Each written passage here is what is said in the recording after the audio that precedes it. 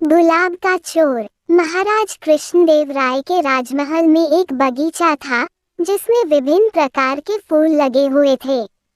सारे फूलों में लाल गुलाब के फूल महाराज को अति प्रिय थे, इसलिए माली को उन्होंने उन फूलों का विशेष ध्यान रखने का निर्देश दिया था।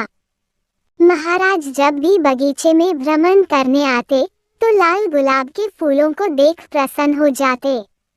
एक दिन जब वे बगीचे में भ्रमण के लिए आए तो पाया कि पौधों में लगे लाल गुलाब के फूलों की संख्या कुछ कम है। गुलाबों के कम होने का क्रम कई दिनों तक चला। ऐसे में उन्हें संदेह हुआ कि अवश्य कोई लाल गुलाब के फूलों की चोरी कर रहा है। उन्होंने बगीचे में पहरेदार लगवा दिए और उन्हें आदेश दिया कि जो भी लाल गुलाब का फूल तोड़ते हुए दिखे उसे तत्काल बंदी बनाकर उनके समक्ष प्रस्तुत किया जाए। पहरेदार सतर्कता से बगीचे की निगरानी करने लगे। उनकी निगरानी रंग लाई और एक दिन चोर उनके हाथ लग गया। ये चोर और कोई नहीं बल्कि तेनालीराम का पुत्र था। जब ये बात तेनालीराम के घर तक पहुंची तो उसकी पत्नी बहुत चिंतित हुई और तेनालीराम से मिन्नतें करने लगी कि किसी भी तरह उसके पुत्र को छुड़ा कर लाए। तेनालीराम अविलंब राजमहल के बगीचे की ओर चल पड़ा ताकि महाराज के सम्मुख प्रस्तुत करने के पूर्व वह अपने पुत्र से मिल सके। रास्ते भर वह उसे बचाने का उपाय सोचता रहा। जब वह राजमहल के बगीचे में पहुंचा तो देखा कि पहरेदार उसके पुत्र को महाराज के सम्मुख प्रस्तुत करने की तैयारी में है।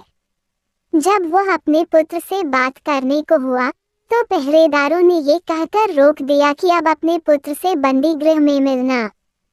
तेनालीराम क्या करता, दूर खड़ा अपने पुत्र को पहरेदारों द्वारा ले जाता हुआ देखता रहा।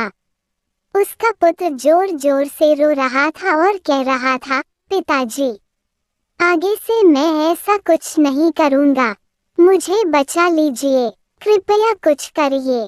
तेनालीराम दूर से ही चिल्लाया, मैं क्या कर सकता हूँ, अपनी तीखी जुबान का प्रयोग करो, शायद वही तुम्हें बचा पाए। पुत्र सोचने लगा कि ये पिताजी क्या कह गए, क्या इसका कोई अर्थ था। वह सोचने लगा और कुछ देर में उसे पिता द्वारा कही बात का अर्थ समझ में आ गया। उसका अर्थ था कि तीखी जुबान का प्रयोग कर गुलाब के फूलों को खा लो। उसने ऐसा ही किया और रास्ते भर गुलाब के फूलों को खाता रहा।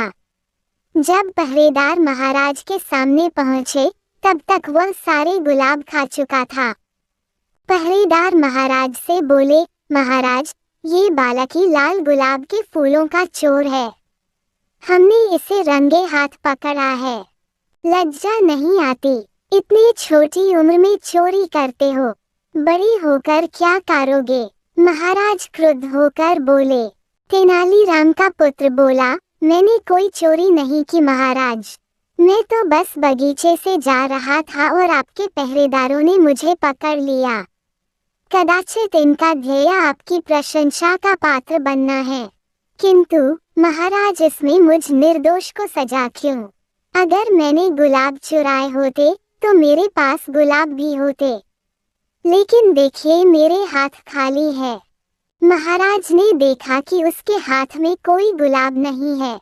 पहरेदार भी चकित थे कि सारे गुलाब कहाँ नदारद हो गए। रास्ते में अपनी धुन में वे ध्यान नहीं दे पाए कि कब तेनाली का पुत्र सारे गुलाब चट कर गया। अब बिना प्रमाण के ये साबित करना असंभव था कि वह गुलाब चोर है। महाराज पहरेदारों को फटकारने लगे, एक निर्दोष बालक को तुम कैसे पकड़ लाए? इसे अपराधी सिद्ध करने का क्या प्रमाण है तुम्हारे पास?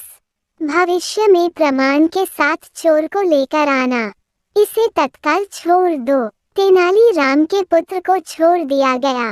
वो घर पहुंचा और अपने माता पिता से क्षमा मांगी और उन्हें वचन दिया कि भविष्य में बिना पूछे कभी किसी की कोई वस्तु नहीं लेगा, क्योंकि वह चोरी कहलाती है। तेनालीराम ने उसे क्षमा कर दिया।